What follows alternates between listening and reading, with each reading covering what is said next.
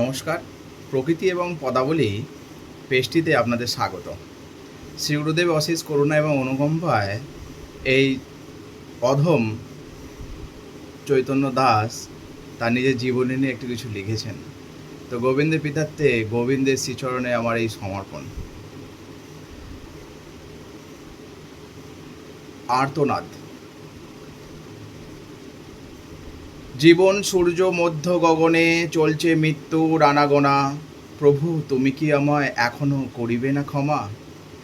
দেরিতে হলেও তবু তো মই পেয়েছি তোমার পদছায়া। প্রভু তুমি কি আমায় এখনো করিবে না ক্ষমা? জন্মের পর বহু বছর কেটেছে তোমায় ভুলে, না জানি কত পাপ করেছি আমি, এখন তুমিই ভুলেছ মোরে। জেনেছি আমি গুরুরূপে তুমি করেছ মোরে কৃপা, বড় দুরাচারী মহাপাপী আমি, রাখিতে পারিনি তা।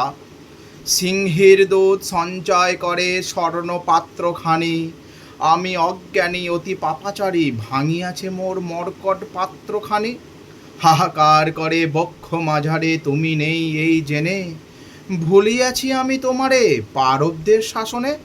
দাও না প্রভু ক্ষমা করে এই মোর প্রার্থনা, জীবন সূর্য মধ্য গগনে, চলছে মৃত্যুর আনাগোনা। জয় গুরুদেব ভগবান কি জয়। যদি আপনাদের ভালো লাগে কৃপা করে লাইক করবেন, শেয়ার করবেন। রাধে রাধে।